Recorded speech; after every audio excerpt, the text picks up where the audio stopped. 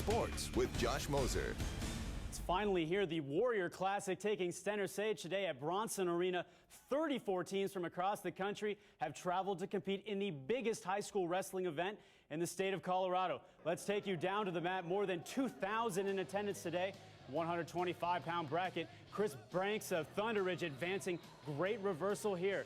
Now we're going to stay in the 125 weight class. It's Jace Lopez from Roosevelt. He's locked in a battle with Tony Silva of Arvada West, but Lopez was just too tough. He gets the fall and moves on to the next round. Now we're going to take a peek at Jordan Hudson of Montrose. He will advance as well. You'll watch him get the pin here against Dominic Trujillo of Pueblo South. And then Bretton Martinez of Olathe scoring the winning point in his first round match. Here's his coach afterwards. I think a lot of times the Warriors probably maybe even tougher than the state tournament because there's so many different classifications here. Plus the fact that you get so many kids from different states here. You know, the Warrior Classic's a great tournament. The kids want to come here and place. Kind of sets a gauge for them of where they're at currently in the season and where they need to go to by the end of the season.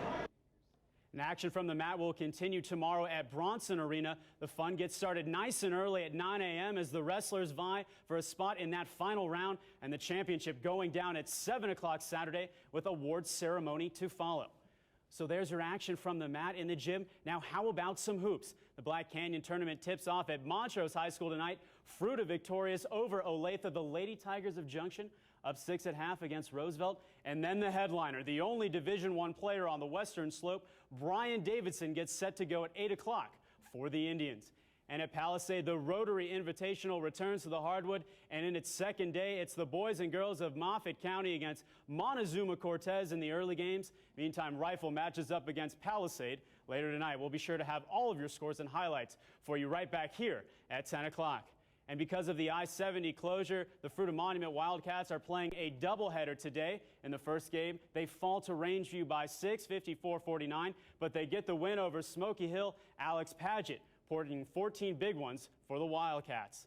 And in case you missed this one last night, I've got to show it to you today. This is the Nuggets and the Spurs in quite possibly the best NBA game of the season. Now, Wednesday night, Manu Ginobili was the hero. Would he do it tonight against Denver in the first? This might be the dunk of the year. J.R. Smith high above the rest. That's how you finish at the rim. Give him a pair of wings because this was ridiculous. TNT's Kevin Harlan with the call said, "We just saw a man fly." Well, let's fly to the end of the game. Melo here with the two-handed slam puts the Nuggets back 1. Now we're going to play a little D, and it's going to end up in Melo's hands. He puts it in. Nuggets now have the lead. So timeout is called, and the Spurs are going to get it, and they go to Manu Ginobili. He somehow gets this one to go off the glass, so the Spurs back on top. So now Denver's going to have a chance. Melo with the ball at the top of the key. He puts it in, finds Nylon, but oh no, offensive foul is called.